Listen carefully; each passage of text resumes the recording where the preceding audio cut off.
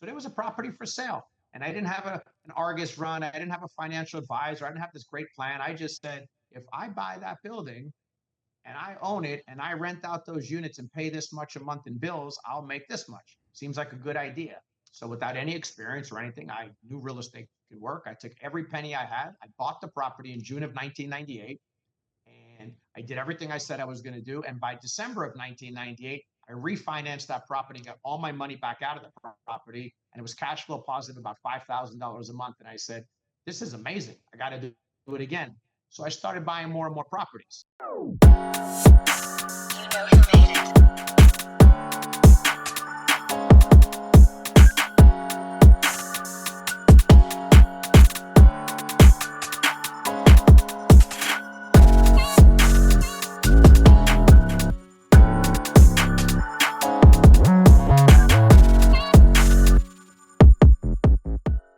Welcome to the Wealth Eazy Show, where we talk all things wealth, health, and real estate. Today I have a very special guest. My guest is a multi-millionaire commercial real estate owner and developer based out of Miami, Florida. Please welcome to the show, Todd Nepola. Todd, welcome to the show. Thank you so much for having me. Appreciate it. I've been following you for a while on your Instagram. I love what you do. You are a big real estate owner, developer. I want to get in and talk about how do you analyze real estate for my listeners? Because I have a lot of listeners. We talk a lot of stuff about real estate. But first, I want you to give my listeners a 2-minute bio about yourself. All right. So my name is Todd Nepola. I'm the president and founder of Current Capital Real Estate Group in Hollywood, Florida. And in a nutshell, we own and operate retail centers throughout the state of Florida and only in Florida. And I've been in real estate now for almost 30 years. I bought my first property in June of 1998, and I still own it today.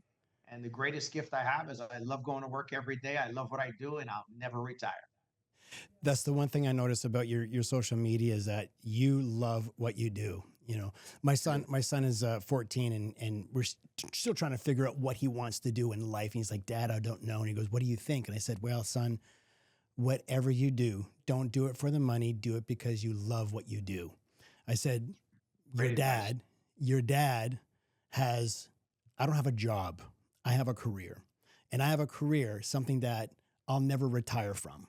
I said, so whatever you're going to do something that you'll never have to retire from because you love doing what you do. But I'm still trying to push him toward being a medical doctor. Just love being a medical doctor. Just anything in medical, just kind of push him there. He's like, well, Dad, why can't I do what you do? I said, you could totally do what I do. You could, help, one day take over the business or work with me, but kind of just trying to push him to that medical side because he loves science and he's a straight A student, but he's only in grade 9. He's still trying to figure out what he does, what he wants to do. But I said, figure out what you love because that's the most important thing. It's not about the money. It's what you love to do. Brady's asking those questions at such a young age, at 14, like where he's going to be forever is a big question at 14. Good for him. Exactly. So let's start from your childhood because I understand you grew up in Staten Island, New York. Mm-hmm. Yes. So tell me, what was it like growing up in Staten Island? Well, Staten Island, we lived well. We were, typical middle-class families there, Staten Island. It's you knew your neighbors. You're talking about this is the late 70s, early 80s. So everybody was out and about. It was no technology. So technology was come home when the sun goes down or when the street lights go on. And, we weren't so connected like we are today, but it was a very carefree, fun way to live. I always liked Staten Island. I had a lot of great friends there. My whole family was there. I was born there. But when we were 14 years old, when I was 14, my parents made a decision. They wanted to move to Florida. And I was all for it because I didn't like the cold even as a kid. Yeah. Packed up our things, got in a car and drove south. And I've been here ever since, pretty much in the same area. Other than leaving to go to college, I've been in that same area for basically my whole life now. I know what the cold is like. I mean, I'm in Toronto and it's very unusual, but for the last several years, we've never had a white Christmas and we've had snow on the ground now for the last week and we're getting another 10 centimeters, which US language would be about 6 inches, between tonight and tomorrow. Yeah. So I know what that's like, not having any regrets of moving out of the cold down to Florida. What did your mom and your dad do for work back in Staten Island? And then when you guys moved to Florida, what did they do? It's an interesting question you asked that because my dad was the guy who did everything right. He was the guy who went to school, went to the National Guard, did everything he was supposed to do, went to college and got a career, got a job, and he was an engineer. And he basically, what his main job was, he worked for a company in Jersey, and they designed the inside of warehouses for grocery stores and supermarkets for all the distribution. And he Mhm. worked real hard. He did everything he was supposed to do. But in the 1980s, there was a recession, and no fault of his own, the company scaled back, and he got fired. And back then, the women didn't work. My mom was a stay-at-home mom, and he was my dad. I guess he was probably, I don't know how old he was, I can't think, but whatever it is, he had two young sons and a wife to support and no job. So he took it upon himself, his love for cars, that he said, I got to do something to make money quick. So he started buying cars, fixing them up a little bit, like cleaning them and selling them out of the house. And it took off. And little by little, he did that. And he said, you know what? I'd like to go in the car business. So he went into the used car business. And from there, he scaled and scaled. And then he started buying some of the properties where his used car lots were. And when it was time to move to Florida, he said, I could actually afford to retire off of owning two used car lots and move to Florida, and I'll do it there. So that's what he did. And that's kind of how my dad bought his first pieces of real estate. And it was just a couple of used car lots and things like that. When we moved to Florida, he went into the car business as well, but he kind of lost it. And, he wasn't really that interested anymore. So he quasi retired. And he's one of the only guys I know that retired in his 40s and never worked again, never really did very much, but played golf and cards and had fun. And he lived great. So I would find it boring as hell, but my dad, he was very active. Well, so, retiring at 40, I mean, that's that's only a dream that some people can only imagine, but, good for him. Yeah. On your social media, I noticed that you often quote your parents saying things like, money doesn't grow on trees. Can you share a specific story from your childhood where that lesson actually really stuck with you? Yeah, my dad and I would butt heads a lot because I was always very ambitious, and You're not that he Italian, right? wasn't ambitious. Yeah, so it makes sense why we butt heads. Testadura. But it was always in a good way. But I would see things like the movie Wall Street and think Michael Yeah, Douglas was the greatest thing out there, and he would say these aren't real people. You can't make money like that, and he had limiting yeah. beliefs. So he had those beliefs because that's the way he was raised. So it's not Hmm. a fault of Old his own. school. But when we moved to Florida, we moved to an area called Turnberry, and Turnberry Isle had they would literally film lifestyles of rich and famous there multiple times. And I would, at a young age, I was around these guys that were moguls, guys who ran Time Life magazine, major developers, big shots with Ferraris and cigarette race boats. And I got a taste for it, and I just knew I wanted it. So we didn't see eye to eye. And my dad would always be like, fool and his money will soon be part. Like it was always those kind of analogies. I always believed that, but those guys are doing it and they're not doing anything that I can't do. So it was just limiting beliefs. In the environment he grew up in, where I grew up, was totally different. So no harm, no foul, but it definitely motivated me. You said Turnberry. I think there's the Turnberry golf course. Is that around where you are there? I hear That's that's still a there. Yeah. spectacular golf course and resort. My buddies they play there in the wintertime and they keep trying to get me to come down whenever I'm down and to go play it. They said it's just unbelievably beautiful there. When you were a It's a great child, course. Actually, two courses. Yeah. yeah, a lot of great courses down in Miami. When you were a child, like what ambitions and dreams, like, I've heard you on other podcasts and you said, you weren't the great scholar. You weren't great in school. You didn't like school. Did you have any ambitions and dreams that when you were younger? Like, did you envision a career in finance or real estate from the start? Like, cause your great grandfather, he was a developer, wasn't he? Well, my great grandfather, when he came here from Italy, he actually, he was a laborer. He worked on building the Holland Tunnel and he made it up Yeah. to superintendent, but that was just a job. He never owned real estate. My Hmm. grandfather on my father's side became a doctor and a surgeon, and he did very well. So he actually bought a few investment properties, but I was too young to even know anything about that. And then my dad went into it like the car business. He bought a few car lots and just kept those and lived off the rental income. So that's how that was. But you're 100. Even to this day, I'm very frustrated with the school system in America because they just don't teach people and they don't teach these young kids, in my opinion, what's the right thing. Absolutely. And they prevent them from working with the real tools. And I say this, and I sincerely mean, like, you graduate, and I don't care if you went to a great private school, and my kids were blessed. They went to a great private school, but they never taught them how to balance a checkbook. They never taught them why you set up LLCs or S Corps. They never taught them about how important tax returns are and credit is. So these are the real life things. Now, I know teachers will debate me that there's a time and place and they're just educating but I believe you got to get kids ready for the real world. So I was never really interested in school. I just wanted to get to the next grade to get the hell out and go out and get a job. I knew I was going to work hard. I always knew I'd be successful whatever I did, but I didn't know what I would do. But I just knew that it wasn't going to be based on getting some college career. Well, I couldn't agree with you more about the school system. I published a book last year. It's called Wealth Without Wall Street, and it's taking back control of your money in a rigged financial system. And I wrote that because I needed to. It's a real from start to finish, everything about how to create wealth and how to even manage a credit score and how to manage debt. What's good debt? What's bad debt? And how do you fix a credit score? And then looking at all the different products that in Canada and the US it has, they don't teach any of this in the school system. But hey, this is what John D. Rockefeller wanted when he, created the curriculum. He just let's just make them smart enough to keep them slave to the system, right? Yeah. Yeah, that's unfortunate. I said, like, if you don't open your mind and you don't have a good leadership, and I know there's a lot of bad from social media, but I like the good in the social media that people are opening their eyes to better ways, not just to traveling and fitness, but to finance and business as well. And yeah, there's some people out there that are questionable, but there's a lot of really great people. I mean, you got guys like Ray Dalio giving you free advice. I mean, you got Mark Cuban giving you advice. Like, you got people who really want to help and give back and mentor the next generation. And that wasn't available even 10 years ago. Well, even look at yourself. I mean, I know you're doing a lot of social media too, and you're giving back and you're helping teach people about getting into commercial real estate. And you do that just because you have a passion. I know that you published a book and you said that you're giving away, all the proceeds just is that you want to teach people. It's the same thing. I want to teach people how to really create wealth, not what the banks do, stay away from what they're telling you to do, because whatever they're telling you to do is only going to benefit them. And if you don't believe me, go into any city in the United States or Canada and look at the tallest, most beautiful buildings. Who are they owned by? Banks. Right? So all over the place. Absolutely. So you come out of school and then you got a job. You started working at, I understand you started working at Wall Street. What age were you when you started on Wall Street as a broker? Well, I wasn't in New York City, Wall Street. I was working as a stockbroker, but in South Florida. Okay. I graduated college at 21 years old. And when I got out, that, like I said, was the Michael Douglas era. And I wanted to be Michael Douglas in every single way. Everybody did. Jail. I didn't want to go to jail.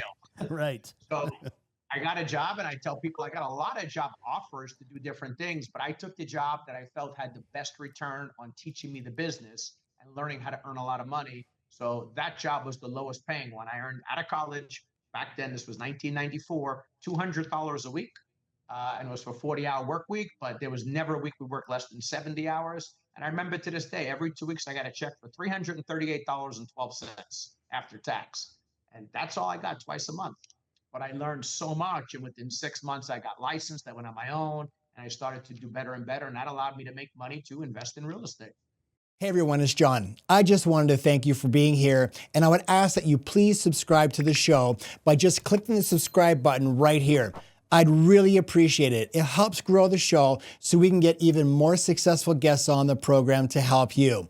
If you're already subscribed, a huge thank you. When you subscribe, you're going to get access to the program before anybody else does. So if you would, just click subscribe right here. Thanks so much. And welcome back to the Wealth Eazy show. Wow. So you use the money from real estate and from working as a stockbroker, and then you ended up buying your first property. I think it was age 25. Yes, sir. Tell us about that property and how, what drew you to getting into real estate and this first deal. Tell us about how this first deal and how you found it. So I was doing well as a stockbroker, but there was no technology like today. So if you weren't in the office, you didn't make any money. It was a commission-based business. So I always knew there had to be a way to get mailbox money. I called it today. The popular word is cash flow, but I needed some money when I was sleeping. I needed to find a way to earn some money. So I was willing to take my money and invest it into something. And I looked at everything from franchises to online businesses. I always laugh because I almost bought a chain of payphones because that was a good business back then. But lucky for me, because luck has everything to do with it, timing was good for me because the real estate market crashed and nobody wanted to buy real estate in the 1990s after the crisis and the S&Ls. So there was a property for sale. And I didn't have an Argus run. I didn't have a financial advisor. I didn't have this great plan. I just said, if I buy that building and I own it and I rent out those units and pay this much a month in bills, I'll make this much. Seems like a good idea. So without any experience or anything, I knew real estate could work. I took every penny I had. I bought the property in June of 1998, and I did everything I said I was going to do. And by December of 1998, I refinanced that property, got all my money back out of the property, and it was cash flow positive, about $5,000 a month. And I said, this is amazing. I got to do it again. So I started buying more and more properties. And then the money I was making because of the dot-com run-up, and I wasn't a good stockbroker. I tell people I was a lucky stockbroker. Timing was good. Then the stock market crashed. But I had built up enough real estate that here I was still in my late 20s. I was able to retire and live off the real estate. And I started doing that and buying more and more real estate and living off the income and the cash flow until the real estate market crashed in 07, 08. And my properties were all fine. I wasn't over leveraged. But what had happened is the guy who was paying 5,000 had to pay 4. The guy paying 4 had to pay 3. But I kept my tenants. I worked with them so I didn't lose a lot of tenants. But my income was gone. So I was using savings. So that's the point where I decided that from then on out, I didn't want to use my real estate any longer for recurring expenses, only for investments and one-time things. And I started a fee-based business, and it blew up because everybody needed help. So it was a bad time for real estate, but everybody needed help finding tenants or managing their properties. And that's really the evolution of Current Capital. It stumbled into a lot of the stuff. I just keep taking forward, motion. And today we manage over $1 billion worth of real estate, and we have over 4 million square feet. And we're the largest private management company in South Florida. Amazing. That's amazing. So when you were buying more real estate, were you just refinancing, just pulling equity out of each building and then using that equity to purchase another one, let it increase, and then refinance again and just use the equity to purchase more properties? That's exactly what I did. I was never a seller. A lot of people would say sell and buy more and do this. I just kept on taking out whatever I could. Sometimes I couldn't take all the money out. Sometimes I could take some. Sometimes you could take it all. But I just kept on rolling that money back into buying more properties. And that was the name of the game back then. That's perfect. Using OPM, using other people's money, right? The bank's money, those famous banks you talk about. So they want to make a lot of money. I want to use their money too. And I'm happy to pay them fees because they help me build my business. That's amazing. Did you have a lot of people when you bought that first building telling you were crazy, don't do it, waste the money? I don't think I had anybody who supported me. The guys I worked with, we were all young hotshot brokers in our 20s and maybe into early 30s. They literally made fun of me. They told me what a fool, who would take all their money and buy a property when I put several $100,000 down and you're not going to get much back because I had a lot of vacancy. And they thought I was crazy. But I went along with it. I went to the real estate closing, and the lawyer I hired to do the closing was probably about my age now, in his 50s. When he asked me what I was going to do with the property, he literally told me, you're crazy. That's not how real estate works. But I didn't listen. I was already committed. I did it. And by December of that year, as I said, I knew I was right. And I said, and they're wrong. Real estate does work. It's just going to go slow. But keep in mind, in January, I still had a great job and I had a property cash flowing more than I was spending a month as a young guy. So I knew that this was where I needed to be. How much was the property you bought, the first one? So the first property I bought was from a bank called Gentra up in Canada, and Gentra foreclosed on the guy. He had a $1.2 million loan. He had built the property, he put up the land and borrowed $1.2 million. They put it for sale for $600,000. And the funny thing is, I offered them $575, and they said yes. I said, too much. But I got the deal. But at first I was like, I saved 25. I was like, wait, they said yes. I could have offered less. But I bought the property, and they gave me most of the debt on the property, but on a short-term horizon. And the property had 7 units, 3 of which were vacant, and the other 4 units had no lease because they were expired because of the foreclosure. So the 4 existing tenants all stayed and signed new leases. I re-signed 3 new leases, cleaned the property up, and did the term. And that was in June of 1998. I paid $575, and I still own it today. Wow. A really good friend of mine I'm very close with, he owns a fair bit of real estate. And one tip that he gave me, he said, if you're not embarrassed by your offer, you're not low enough. Yeah. I thought about that. You learn lessons like that. Now, I don't know how much less they would have taken. Who really knows? I mean, now strategically, I realized I wasn't buying it from a buyer. I'm a seller. I was buying from a bank, which could have been more aggressive. But I agree entirely. If I get a yes, I'd be very upset. So I have to get a no. So I would never make an offer like that again. But you know what? That's how you learn. And by the way, that property I paid $575 for. Now the income on it's more than $575 a year, 30 years later. So it's okay, but definitely probably could have saved a little bit more money. What's that building worth today? It's got to be worth in the fives. Wow. Yeah. How many times have you refinanced that building and purchased I'm not other aggressive buildings? to refi. So a lot of these buildings, luckily for my career has grown. So I've been buying much larger properties. So I don't refi them so much anymore. I probably haven't refied that in many years, but I'd be willing to bet if I had to look, I probably owe today 900,000, $1 million on that property. So that property's paid for itself numerous times and I owe more Mhm. than I paid for it. And I've used all that money to multiply, but I keep a very low debt. And on all those smaller properties, the cost to refi is just not worth it to me. So I kind of just let it go now. Yeah. Thinking back to your time as a broker, what skills, insights, or discipline did you pick up as a broker that later helped you in real estate and investing in business?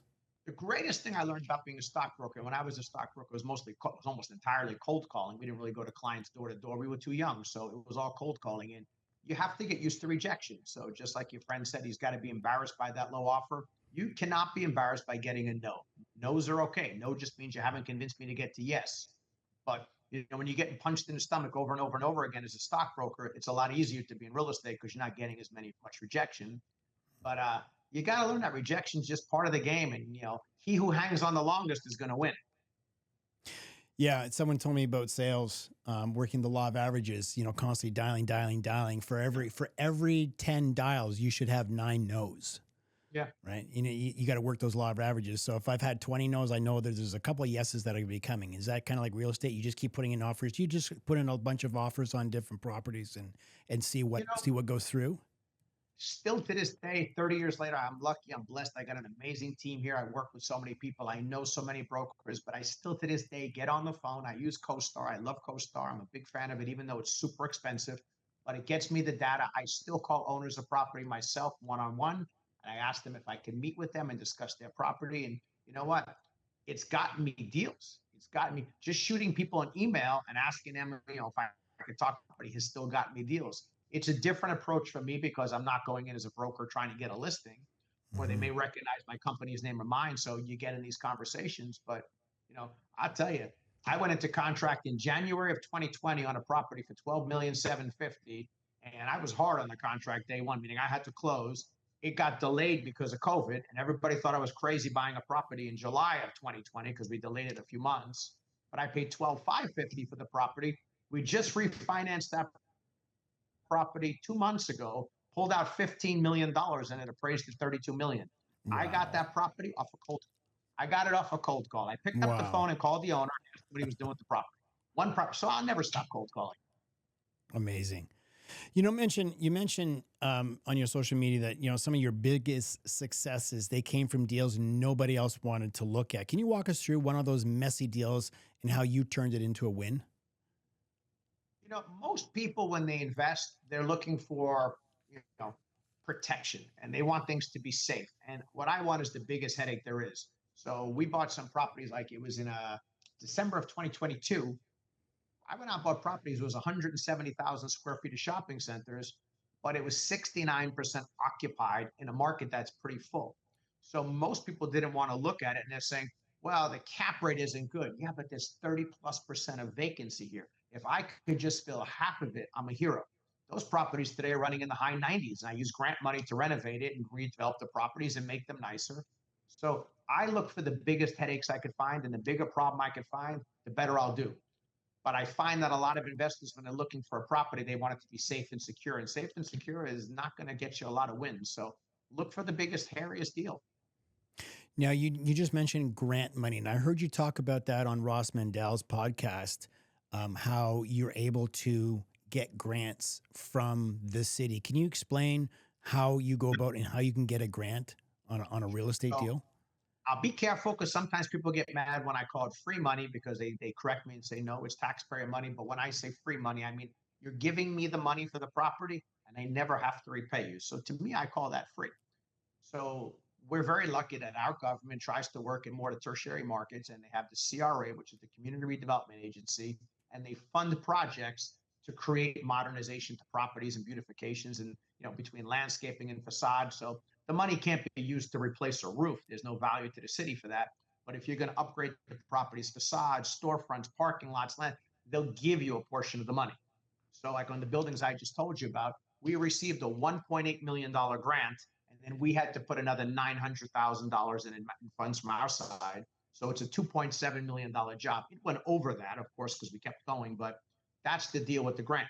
That 1.8 is forgiven over 5 years' time, but it's forgiven, but that helps you do jobs in areas that don't justify it necessarily. So it's free money in that sense. And it's available all over the United States. You just got to check with your local cities and see if they offer it or not.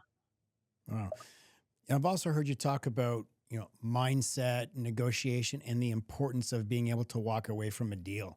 How do you develop and maintain that mindset, especially in a very high stakes industry like commercial real estate?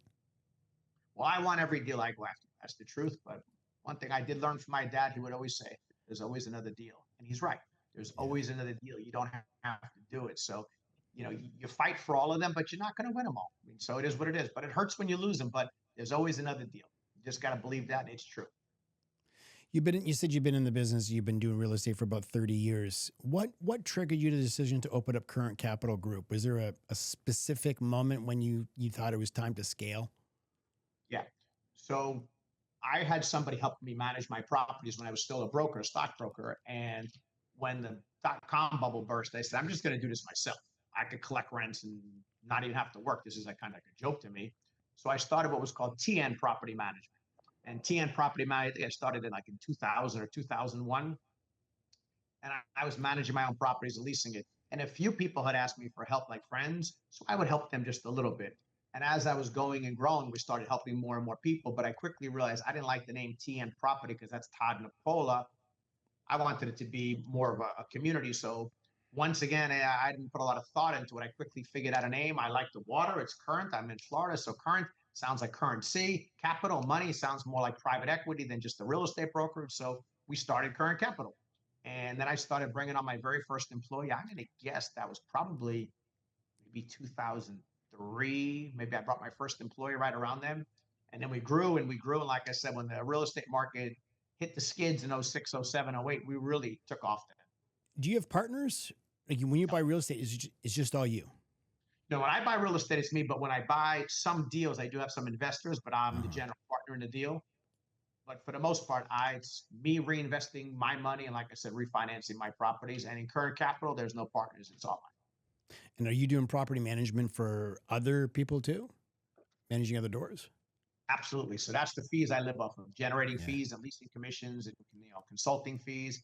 And it's also been great because I get to know the properties very intimately.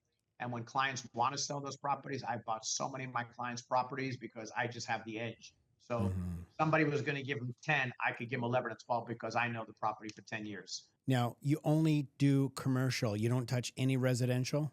We did. So when we were growing the company, believe it or not, what got hit the hardest back then was multifamily. So lots of Mhm. banks were giving us a lot of multifamily product to manage. And we were generating a fortune in fees. And I was a young guy and I was loving it. The problem is we were terrible at it. We wanted to go home every night at 6 o'clock, 6:30, but that's when the tenants would come home. And then they would call and complain that the AC doesn't work. But we weren't here. And then in the morning, we'd go to work and we'd call them and they were at work. So we weren't good at it. And the feedback wasn't good. And I personally never had the stomach to evict human beings from their homes. And I know that Mhm. it's business is business. And I know a lot of people in multifamily say, yeah, but they got to pay the rent. But look, we're in December now. I couldn't imagine evicting a single mom and her kids this month out of their apartment. So it's just not me. I'm not cut for it. So I gave all that stuff away. We walked away from every bit of it. We don't manage any multifamily. That was a hard decision because there was a lot of fees in it, but we Yeah. just weren't any good at it. There's a lot of Canadians, we call them, snowbirds. Yeah. They're buying down in Florida, but I think recently there's more selling going on in Florida, the state of Florida right now than buying. Why do you think that is? You know, Florida got a lot of hype around COVID because we were open so quickly. So there was a Mhm. mad rush to get here. I don't know if there's so much more selling per se. I mean, sales numbers are definitely down. I just think that there's not as many buyers. And the people who had less choices. So, when COVID was going on, you really weren't taking trips, you weren't going places. So people put their money into their home. They, instead of no summer trip to Europe this year, so we'll put a pool. So the housing market went crazy. It's definitely pulled back, and I believe it's going to keep pulling back. I don't think we're on an upswing by any imagination, but I don't think you're ever going to see the prices you saw pre-COVID either. I just think this is a balancing out, and that's what it is. Feel that too, but the rents went far too high, so they'll come back to normal. But those who stay in the game will be just fine. When you compare the commercial market versus the multifamily market, which do you think you get a better return on down in Florida? Question. I tell people all the time that no matter what asset class you're in, you can earn a lot of money, but the time has a lot to do with it. So my rents on my retail properties, say when COVID hit and the market was going crazy down here in Florida, I'm locked in because I have 5, 10, 20-year leases. So the market getting better and rents going up. The only thing I did is made my property more of a bond, but I can't go to a tenant and say, you have a 5-year lease, sir, and your rent is, $1,000. I want to raise you to 2,000 because the market took off when he had a 6% increase. So I didn't get the benefit a lot of that. I got the benefit of very low interest rates. Apartments, all the leases are 1 year. So you could take a guy from 1,000 to 2,000 next year if you want. You could do anything you want. So the apartments had a bigger swing up, and we didn't get that. But I think right now apartments are swinging back down, but their rents just got disproportionate to the income in Florida. It was not sustainable. When you're looking at a property, is there a certain cap rate that you're looking for to achieve on a property? I think that's the big misconception. I think everybody's looking for a cap rate, and a cap rate really means nothing to me. It's past performance of a property and it's projected. So I need to know the reality of what I'm buying. So I'm more concerned, like I said, when I bought that property with all that vacancy, the cap rate was anemic. However, the fact is there was a lot of upside because of the vacancy. So it became a home run for me because of that.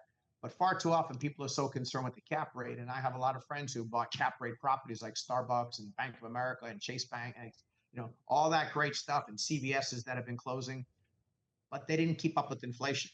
So the only thing that happened in those deals over the last 5 years is they devalued, not increased. So they were horrible deals. And now with interest rates even higher, these guys that paid $4 million for Starbucks, it's not worth 3 today. So I stay away from the cap rate. I got to know the property. Mm-hmm. So walk us through your current strategy. You get to a property and you're walking the property, you're kicking dirt. What are you looking for on that property? Opportunity. So if you took me right now, like our big grocer in South Florida is Publix. Like you brought me to a brand new Publix anchored center with Chipotle, Bank of America, Starbucks, and it's spectacular. It's priced for perfection. As much as I'd like to own it, I wouldn't buy it. It's not for me. So I'm looking at properties that have a lot of deferred maintenance, have tenant mixes that don't work together, have lots of vacancies or needs a roof or needs to be reconfigured and repurposed. So I'm looking for, like I said, the biggest headache I could find. Sometimes it's a small headache, sometimes it's a big headache. But if the property is perfect and you get there and the landscaping is perfect and the lighting is perfect, there's really no upside for me. That's a bond I don't buy. So you're looking for properties that you can kind of, rehab, fix up, Yep. something with maybe a high vacancy so you can pick it up cheap, rehab it, get those leases going, and then you can raise the rents on that. And then you're looking for an increase in the value there, right?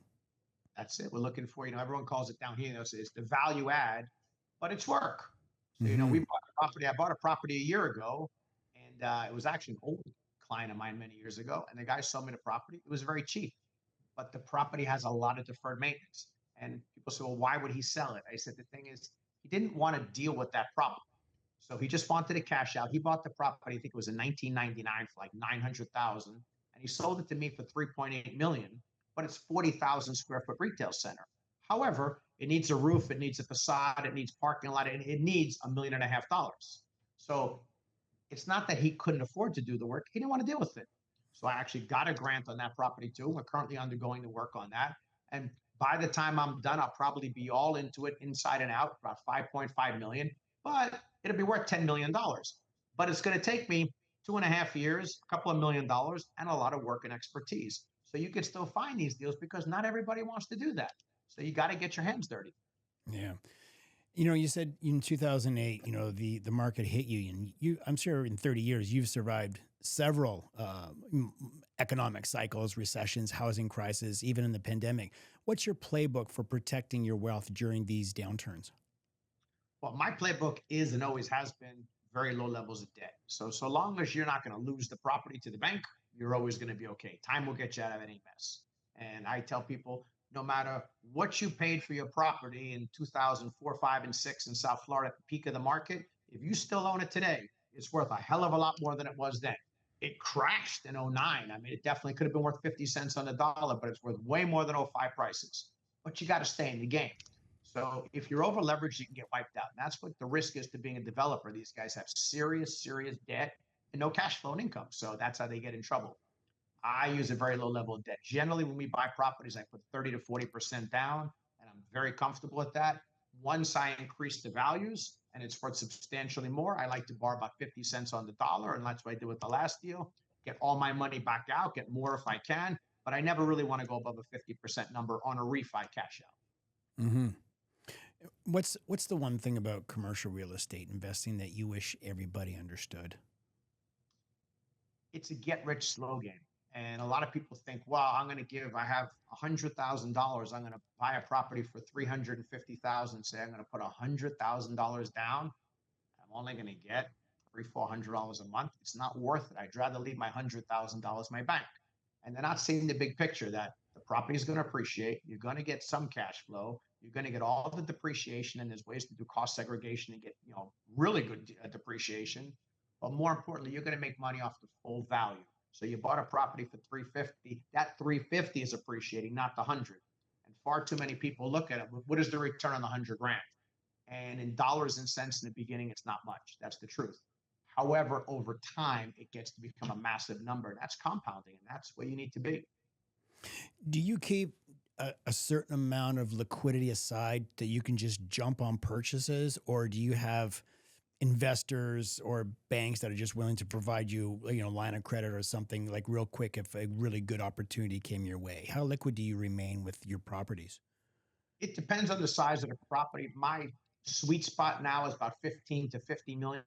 I haven't gotten to 50 million yet, but that's like where I really want to be. My biggest deal ever is 33 million. So Mm-hmm. that's my spot. So I don't keep liquidity for all that, but I always have the access and the resources to get my hands on the deal. But yeah, if a deal comes along and it's a great one for $1 million or $2 million, I'll just buy it and then you can redo it. But there's been many times where I've used hard equity lenders to get a quick closing because it made sense. Because I knew I could close in a week or two, it's worth it to pay 10, 12% because the seller is going to give me a great deal. But every time I get a bank loan, any loan, no matter how fast you want to move it, it's going to take you at least 60 days. So you got to have time. How hard is it to get started, working with banks, getting that first property? I mean, banks are looking at you and going, hey, you've got no experience in commercial real estate. You've got 25 or 30% to go down on it. What is it in Florida now for commercial real estate? What do they want? 25 or 30% down? Yeah, in that range, yeah. In that range.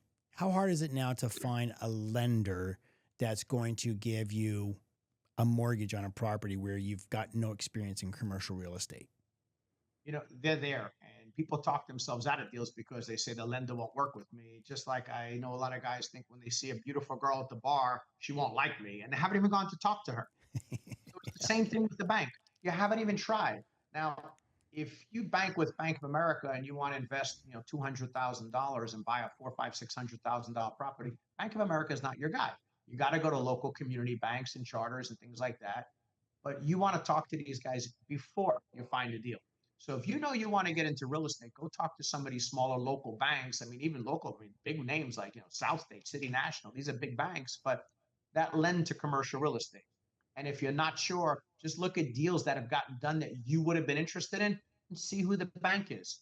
Reach out to that bank, go meet with them and talk to them before you find a property. Have that relationship. Take them to lunch. They'll take you to lunch because they want your business. But talk to these guys before you need it. Keep in mind, they know that if you buy one, you'll buy more. So that's how these guys get paid. They only get paid to make a loan. So they're there.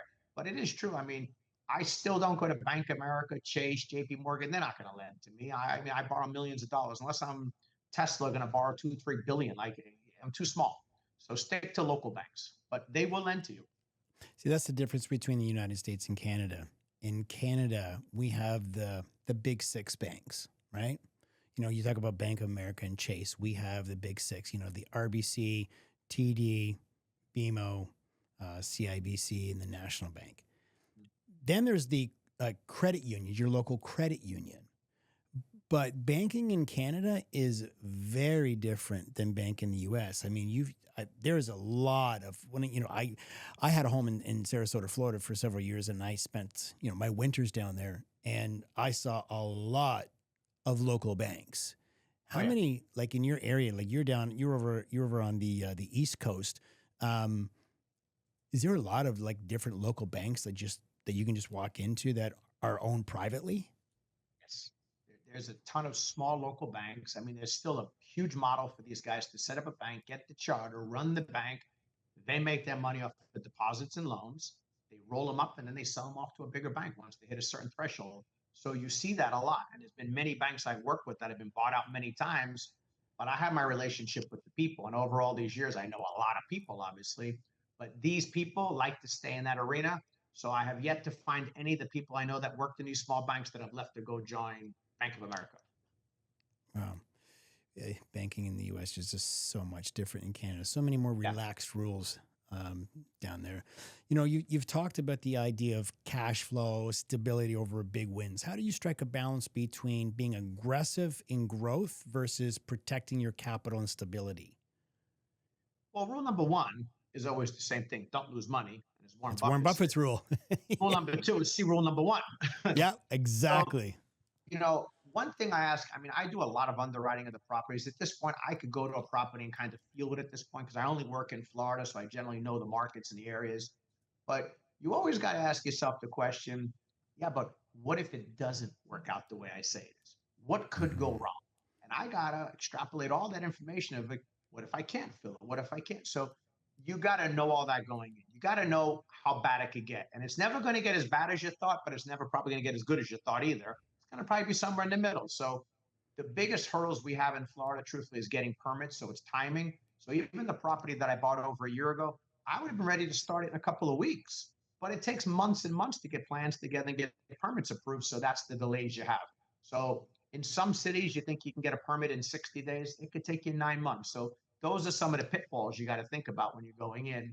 But the truth is, for me, I keep my personal expenses very low. I love what I do. I love my business. So it's kind of like a game of Monopoly, or it's kind of like the guy who plays golf and is a 6 handicap who wants to get to a 3. I just want to keep reinvesting the money from the real estate into the real estate. So by doing that, you have very low risk because none of this stuff is connected to me. So I don't have a very expensive lifestyle. So if things change, my income doesn't have to be modified very much. I read Warren Buffett's book years ago called Buffettology. And the one thing that he said in there is that he doesn't invest in things that he just doesn't understand. Is that your same rule for why you only invest in South Florida? Because the area, why you're not going out. I agree with him. I mean, I totally agree with him. We can't argue with Warren Buffett. And he admitted, of course, that he would have made a lot of money, but you don't need to. So I'm not trying to be the richest man on earth. I don't do anything that's so unique. I'm not Elon Musk shooting rockets into space. I'm not Jeff Bezos creating Amazon Web Services. I'm just buying real estate. So it's the same formula whether I was in your neighborhood or my neighborhood. The problem I have is that I can't know your neighborhood as well as I can know mine. Mm-hmm. So I understand the South Florida dynamic. I'll never be able to buy every property in Florida. So I like to stick to the state that I know, the politics I know, the tourism I know. And I really like the fact that I can wake up in the morning, get in my car, drive to even my furthest property away, see the property, do what I got to do, have lunch, turn around and be home for dinner, even if it's a late dinner. Once I leave, just because I know how to buy a property in Duluth, Minnesota, I don't bring any value to that. I don't know the local situation. So maybe I don't know that right down the block where I thought that was a school, it's a prison. I can't know everything.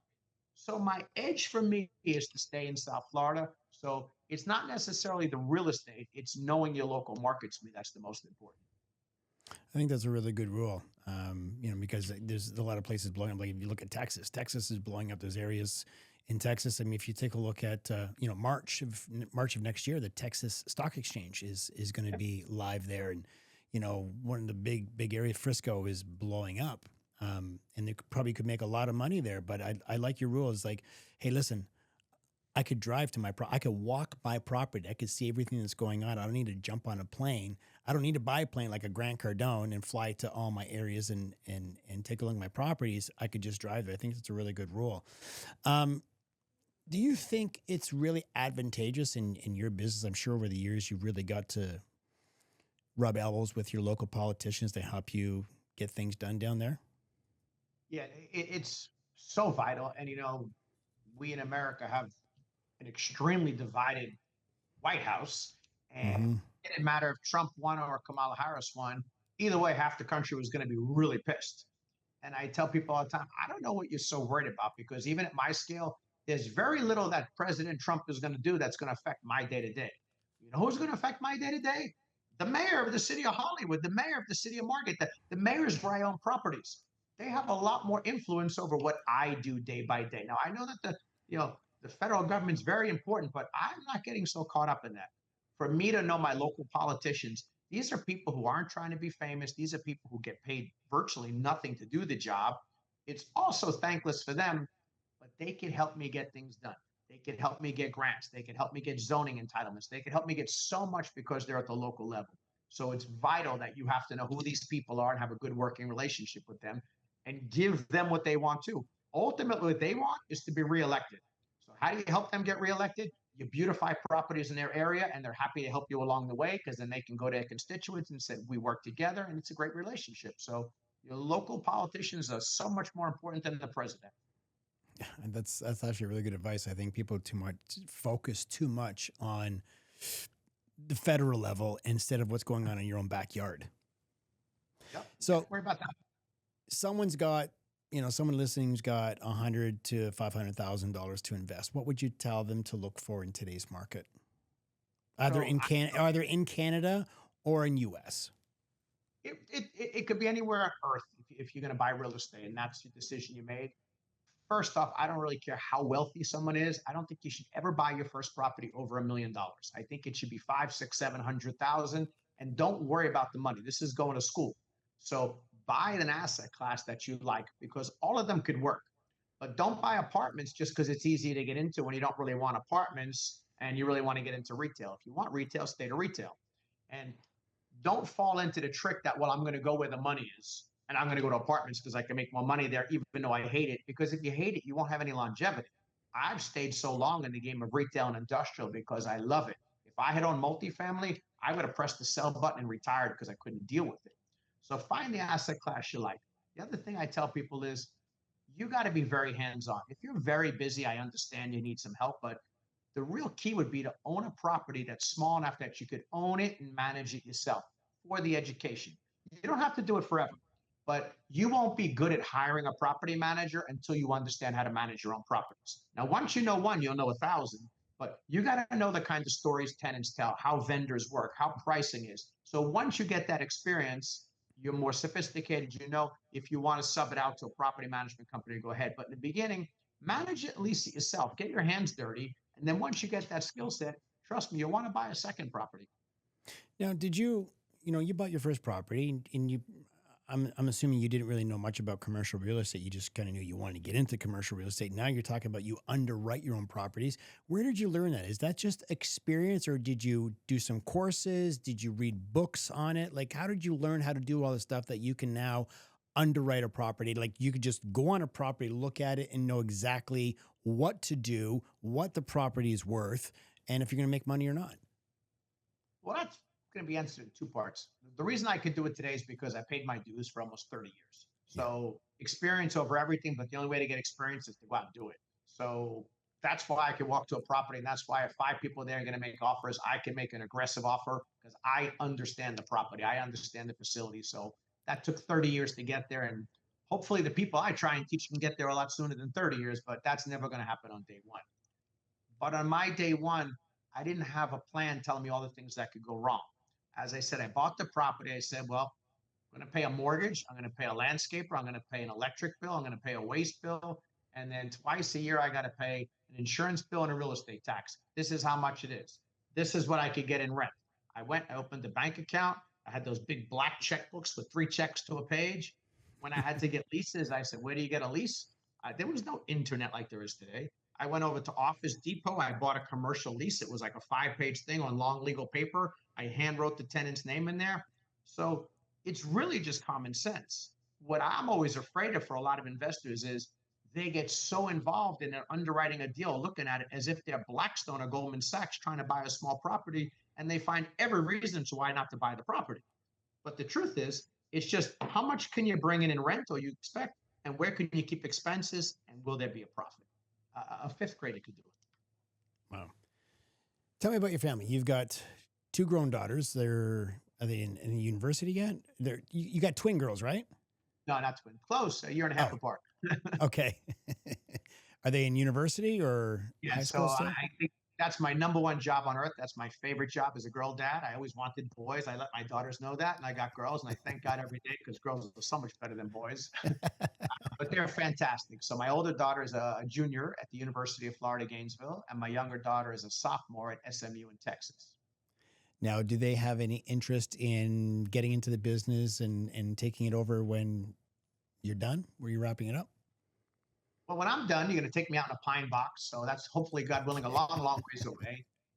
The truth is, I don't encourage that.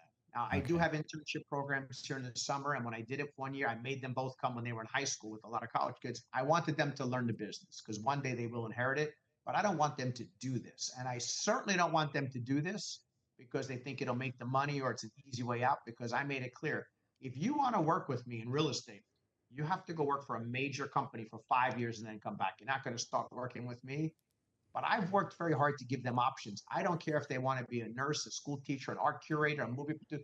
Do anything you want to do. Just do it with passion. Don't do this because I did it. That would be the worst thing I could ever do to them. So, a lot of the billionaires, Carlos Slim from Mexico, Warren Buffett, Bezos, Elon Musk, all these billionaires have said, I'm not leaving shit to my kids. Well, what they consider shit, still billions, but yeah. Yeah, I'm not leaving anything. They're going to work, and I'm not going to leave them as a trust fund baby. You've done very well in your 30 years in real estate. Do your kids think that they're going to be, if they don't go out and they get a good career with their education, that they're going to be left with millions of dollars? Or you've told them, no, like this is what you get. The rest is going to a charity, or like how are they envisioning an inheritance, or they got to go out and build this on their own too? Well, the truth is, if God forbid something happened to me now, they would be receiving most of it because they're young and I'd want them taken care of. And I got them accustomed to a lifestyle, but they're very well aware they will only get from me as they get into adulthood, post-college or post-schooling, because my older one's now considering law school. They have to go out and work. And again, I don't care if they make $30,000 a year, as long as they're doing something fantastic and they're enjoying it. But if they think they're going to sit back and do nothing and live off my money, they already know that's never going to happen. Mm-hmm. With that said, of course, I intend to leave, the better part of my money to them, and God willing, they have families, and we'll figure out that trust down the road. I'm only 53 now, so hopefully I have a long way to go. But they know there's no easy street. But I'll always be there to take care of them because I put them in this position. So it'd be wrong to cut them off. They lived a very nice lifestyle their whole life, but they have to subsidize it. They have to be able to go to work and work very hard in whatever they want to do. There's an old saying, you can teach someone to fish and they can eat for a lifetime, or you just give them the fish and they can eat really well for a very short time and then they're starving. I'm going to do the same with my son.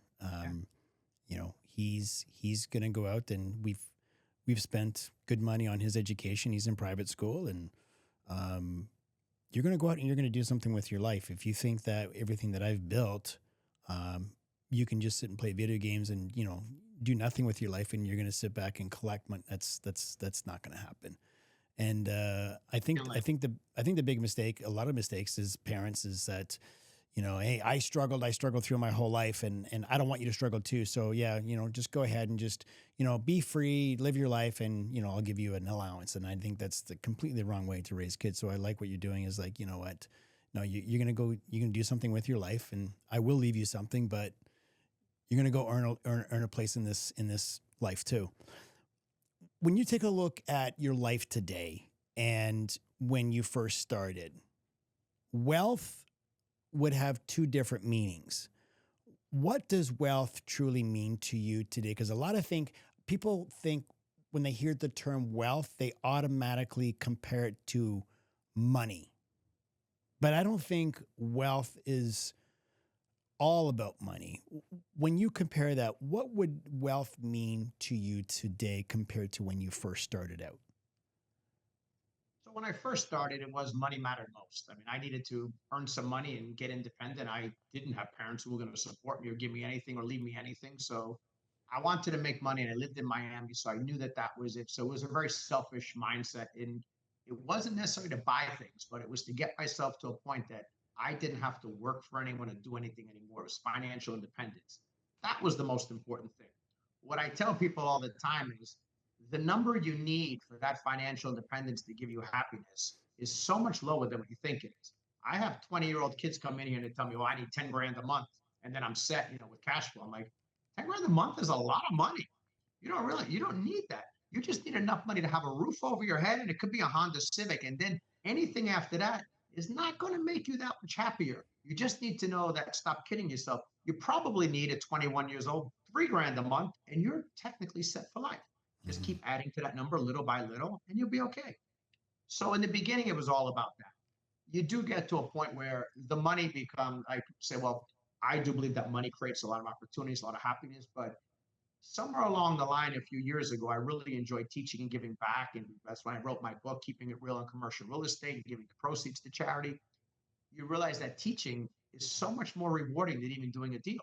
And I love doing deals. But as I told you a few minutes ago, I did the biggest deal of my life in June of this year, July of this year. And people said, "Oh, what did you do?" I said, "Well, by the time we closed everything and got everything sorted out that day, I left my office at about 8:30 at night." And they said, "And you went out and partied. You got Dom Perry." I'm like, "Yeah, I went home. I put on some gym clothes, and I live on the ocean. And I put my little iPad thing, my little headphones on. And I was so physically drained. I went for a walk on the beach. I came home. I had some Uber Eats and went to bed." That's how I celebrated the biggest deal of my life. That's the truth. But when I have young people come in my offices, guys and girls, even older people, and they really want to get excited about real estate, I could provide that for them, and I could help them and guide them. And they actually do it. Man, there's nothing more rewarding than that to see it. I have two kids that came to me, twin brothers who were 17. They're now 18. They own two Airbnb properties ready for a total. They spent $800,000. So it's remarkable, and it's exciting to see that. And that gives me a lot of juice. Truthfully, that gives me more juice now than even earning money, because it reminds me every day that people at that age want to do what I'm doing. So that motivates the hell out of me. But giving back by teaching has been so rewarding, more so than money. Have you thought about designing a course?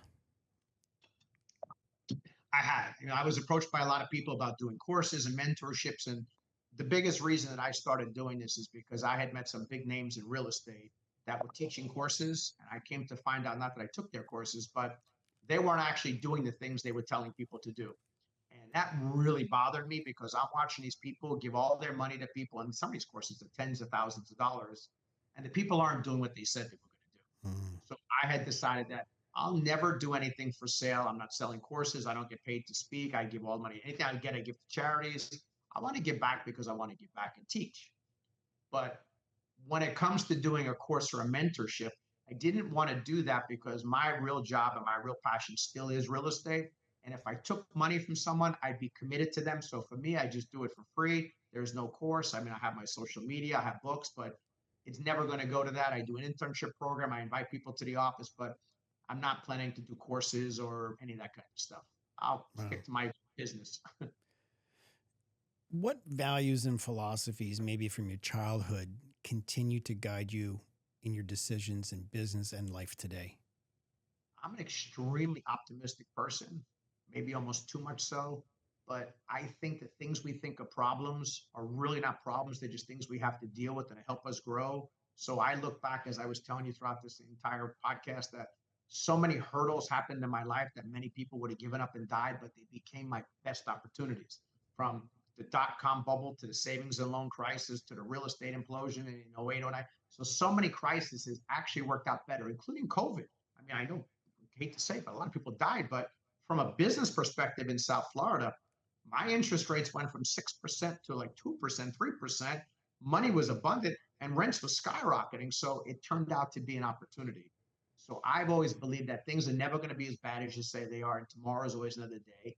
And in 30 years of doing this, I'm going to tell you, when things just go smooth and I come to work and everything is good, it's just it's another day. It's the battles, it's the hard times you get through, it's the fights that you really enjoy those lessons. Yeah. Is there anything that you wish you'd known in the first 5 years of real estate that you only realized later? Buy more, be more aggressive. And it wasn't that I was scared to buy more real estate. I wasn't figuring out how to stack it faster because I would have made more money and I would have obviously owned more properties. And I had a small mindset. It took me a while to leave the 575, $600,000 properties. Actually, my first one was 575. Then I went to 475. Then I went to six. It took me a little while to open up my mindset that, hey, you could buy properties for millions of dollars now. So it took me a little while to grow. So what's next for you? I mean, you've written one book called Keeping It Real on Commercial Real Estate. And where can people find that book? There it is. All right. And where can people buy that? You can buy it on Amazon.com, Target.com, BarnesandNoble.com, so any of those places like that. And if someone buys that book, what are they going to learn in it? You know, I wrote that book because I had interns in my office and I was looking at them and I said, first I started writing the book, but then I said, this book is written to someone who wants to understand how you can invest in real estate.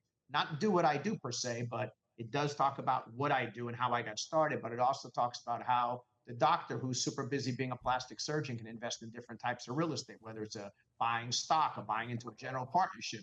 It talks about buying multifamily office storage. So it gives all the ways someone that has no experience could understand this is what's available to me in real estate. So it's just a basic entry into investing. Do you have another book that you were thinking about writing? Or this book was very hard to write, and I wrote it myself. It was before AI technology, and it took me a long time. So there's no new book on the horizon, but maybe one day. I know because we've got my book, Wealth Without Wall Street, Taking Back Control of Your Money. And this took me 4 years to write. I started this in... so we're swapping signed books, right? You and I. I love signed books. I'm going to send you a signed when you send me a signed one. Well, you know what? I'm going to be down there in January. I'll bring you one. Better yet, I like. I'll deliver it in person. I love that. And guys, you know, my book too is on Amazon, Barnes and Noble, Chapters, Indigo, and just like Todd's book, where you know you're going to learn everything that you need to understand about commercial real estate from someone who's done it. He actually doesn't talk the talk; he actually walks the walk. And my book is going to teach you stuff that you're just not going to learn in school. Like what we talked about before, you're not going to learn about money in school. And this is what I'm going to teach you in here. And I'm going to expose a lot of the myths and the lies that the banks have been telling you. And, you know, coming from a guy, you know, you guys have Wall Street. I was a Bay Street broker for 17 years. So I understand how the game is played. And I actually, I sold my book of business. I'm still an advisor today. But I do more business consulting and advising, estate and trust planning. But I left it because I just realized I was not really helping my clients. I was helping my employer more than I were my clients. What's next for you, Todd? You know, do you have any new ventures, any new projects, anything excited that you want to talk about and want to share? You know, we're still growing the company. We just expanded our office. We're bringing more people on. We're trying to buy more properties. The tricky part about being in my business versus Wall Street is I just can't go buy stock. I got to find the property and find sellers. So you got to be a lot more patient, but I intend to buy a lot more property. At this stage in my life, I'm just having a lot of fun. Like I said to you earlier, I have two daughters in college. Knock on wood, I always say that they're not doing anything astronomical. They're not setting the world. They're just being good kids, and I love them for that. They're doing a great job at school, so God bless them. But at this phase of my life, I just want to enjoy because I do read a lot of books, and I think that you really got to pay attention to life because I just turned 53 years old. God willing, I got a lot of years, but I know that I'm limited in health-wise. How many more years I could be doing the crazy stuff, like, you know, traveling all over Europe and going up and down those steps and doing stuff. So I'm really trying to enjoy my time now. So I'm splurging more on vacations and, you know, taking time off and doing things like that because I have family that's, you know, in their 70s and they all say they don't want to do that anymore. They're getting tired. The traveling's exhausting. So I got a window of opportunity. So I'm really enjoying that right now. I'm enjoying teaching the younger generation, so I'll keep doing that. I'm enjoying giving speeches. I just gave a speech the other day, and I enjoy that. And just keep doing more of the same and having a lot of fun. Well, you look great for 53. Thank you. You look in very good shape. You got a nice tan, nice glow. That's the South Florida way. The weather here was beautiful this weekend.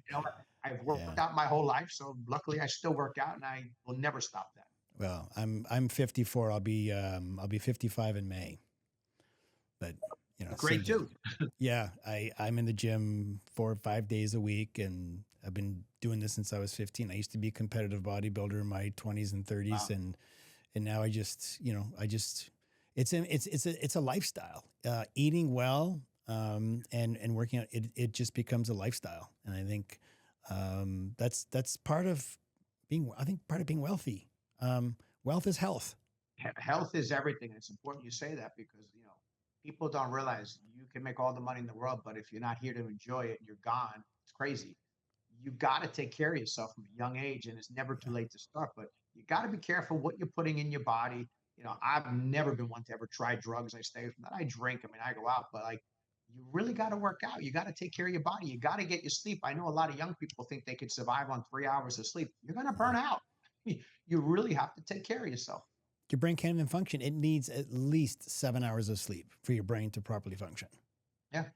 You talked about you're spending, taking more vacations and, being a little bit more lavish and having a more lavish lifestyle. But I think that's all part of wealth too. And it's not going to the monetary aspect, although a lot of people say, well, money isn't everything. You know who says that? Broke people. Yeah. But you know what money does do? Creates memories. It does.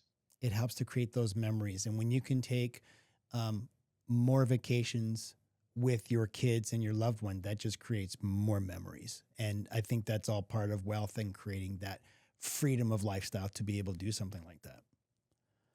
You hit it spot on. It's all about those memories. We close our eyes. I don't remember, like I said, if I had an issue with the tenant or I had a problem with a code enforcement officer, or even a guy cut you up, you forget all that very quickly, but you remember the special times. So it certainly creates those opportunities, and I'm very thankful for that. Great. Yeah. How can we're about out of time, but I want my listeners to be able to find you. And I know you're big. We were talking about this before we got on air. You're really big on social media because I've been following you and I love your content. Tell my listeners how they can find you. And if they just want to DM you looking for some advice on something, I know you're on TikTok and YouTube and Instagram. I don't know if you're on LinkedIn. Are you on LinkedIn too? I have it, but I don't really post on it very much. Yeah. How can my listeners find you? The easiest way where I'm the most active is Instagram at Life According to Todd or Todd Nepola. They have me on TikTok as well. So we post the same video on both each day because it's a different audience. So it's the same video every single day. My team puts out a video of my advice, whether it's real estate, life, fitness, whatever it may be. I do have the book, like I said, Keeping It Real on Commercial Real Estate, which is a great entry point to learn real estate. And if you really have a real question with real estate, you can reach out, call my office, send me an email. We're in Hollywood, Florida, Current Capital Group. You can pull us up on our website. And I'm happy to help everybody I can. Obviously, I always appreciate when people reach out and they have great questions. And I appreciate working with people who are actually going to do it. So I love it when people come to me for advice and then send me, hey, thank you, I closed. That's exciting. Well, before we got on air, we were actually talking about a mutual person who I had on my podcast. And he was literally just kind of starting out in the real estate. And then I found out that you mentored him and he's blowing it up now. He's got something like 27 properties now. He's doing really well. So whatever you mentored him in doing. He's fantastic. And again, when you say mentored, it wasn't even a mentorship like there was money involved. It was just a great guy. We were linked together and I have a lot of respect for him. And he built up a great franchise business and he's running it. Now we started a management leasing company. Luckily, he did it in Texas, so I don't have to compete with them. But you know what? And he's also a bodybuilder like you. He used to be. He's not anymore, but he's still a very big guy. Yeah, we talked about that. Yeah. He's such a good guy. He's such a sweetheart to be around him and talk to him. And he's very nice man. I think he's only in his mid-30s, late 30s.